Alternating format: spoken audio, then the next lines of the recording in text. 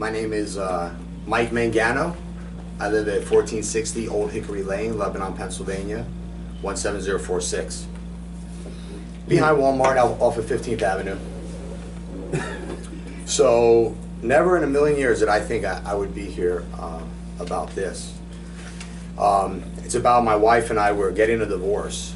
She's been having an affair, and it's with one of your deputy county sheriffs. His name is Christopher Allen Houck.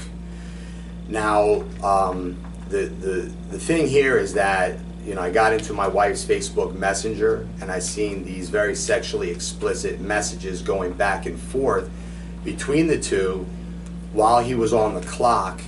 He was talking about court cases, he was talking about his work and the things that he does. I had a meeting with the sheriff, Bruce Klingler, who's been very gracious to me, and he asked me some questions and went down the list. When we had our first meeting, he asked me a few questions, and you know, from what I remember, one of them was, do I know of anything criminal that Christopher Allen Houck is doing? My answer was no.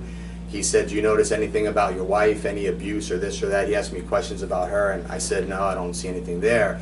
And then the third question was, do you know or are you aware of anything that he is doing while on the clock, while on county time? And at that time, I said no, because I didn't have any proof, I didn't know anything. So news about this broke for me July 8th. And that's when I started doing my own investigation, you know, internally at my own house with cell phones and AT&T records and all that stuff. So I found his number on my AT&T log, and I thought that's odd because I don't recognize that number. And then when I called it, you know, it was his number. So, you know, this was like looking like it was just all done on personal time, and it was a personal thing, and, you know, what am I going to do? And for some reason, my wife's phone stopped working one night, and she switched to another phone, and she was constantly messaging him all day, still does. She's still in the house right now. She'll be leaving soon, thank God. But anyway, one morning I woke up, getting ready for work, getting ready to bring my kid to school, and she was getting ready for work. And lo and behold, her phone was there on my headboard charging, and it was unlocked. And I said to myself, what did I do to deserve this? This is awesome. So I get into her phone, which it's a family phone. It's my phone, her phone, you know, vice versa. You know, it's a family plan. And that's when I get into these messages between Christopher Allen Houck and my wife, which went back to August 16th. And they've been communicating a lot longer than that, but this is all that I had in the messenger. So from August 16th all the way to August 31st. And then as I studied these messages and was reading them, you know, over and over again, I noticed, hey, wait a minute, this guy's on the clock. And so this is why I'm here, because in my tax-paying opinion, this is not only conduct unbecoming from, you know, a public, you know, law enforcement official. This stuff should not be done. But he was also doing it on the clock. I don't know if you've seen any of the information yet. I know I've handed it in to Jamie, and I've handed it in to the sheriff. Have any of you seen any of the information yet? Yes, we have. Okay. So this gets so, you know, to me, it just hits at the core because, you know, sometimes people from the outside looking in, they say, well, why are you doing this, Mike? This seems like revenge. No, it's not revenge. This is exposing somebody who's in a public position who should not be doing this while on the job. So I'm simply wanting to expose and reveal this type of person, in my opinion, that has a lack of judgment and a lack of integrity. This gets so serious that I've actually sent an email also because I have a lot of military friends. I have a lot of law enforcement friends. I mean, I know a lot of people. I'm in business for myself for quite a few years. You know, the owner of Gumba sauce, we're in about 200-300 stores. So I'm kind of a higher profile type of guy. I mean, for my wife to do something like this and for this guy to do something like this, I think was pretty unwise, considering, you know, who I am in the public, just being a prominent business person.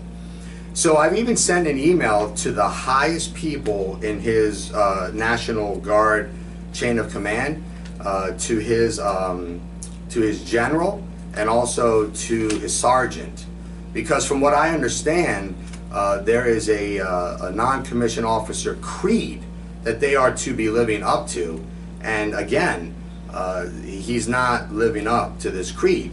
So for me, it's just about exposing, Christopher Allen Houck, and just, sharing with the world, what he is doing and has done and continues to do. Now, since then, my wife, she always has her phone locked. It's always in her pocket. I can't get into it anymore. I only had that brief moment in time, that 2 to 3 hours where I was able to get in there and really see, what was going on. And again, we're talking probably 3 to 4, 4 to 5 conversations while he was on the clock, talking about court cases, talking about, oh, I just got off a warrant, one in custody, another weapons confiscation, him telling her about his work throughout the day while on all of our taxpayer dollars.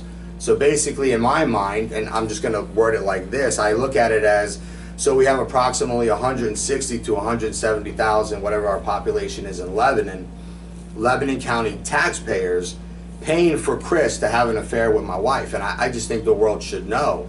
And this is why everybody should really watch what they do and be very careful, because this is not good at all. So, I've already obtained legal counsel. I'm definitely getting divorced. And it's a shame because, we're talking 22 years here, of marriage. And in my mind, I even wanted to work it out.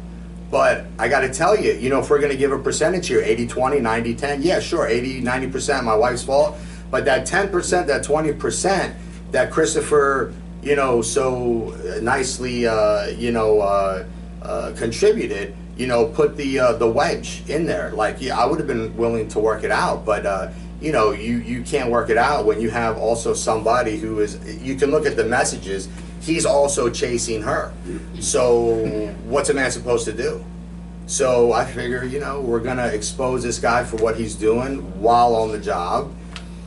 And I also have some other legal representation that I'm looking at some other issues as well.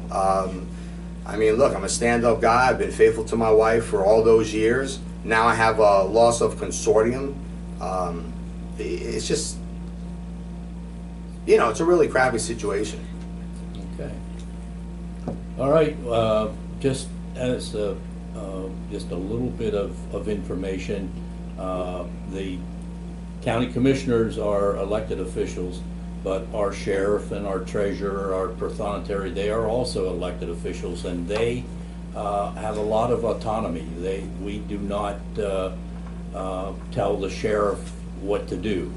The only real control, if we control these folks, is that we control the money that goes into their departments. But that, of course, is done in a collegial way and to best serve the public. So if you're looking for any action or anything, that would probably come from the sheriff himself or Yes. the sheriff's department. So Yeah. just wanted to make sure you understood. Yeah. That. Okay. I just wanted to, from what I understand, that you use where everybody works together, so I wanted to make sure that I am notifying all parties of what's going on and potentially, what the outcome may be as well. Okay. You know? Very good. All right? Thank you. sir. Yeah, thanks for listening to me. Okay.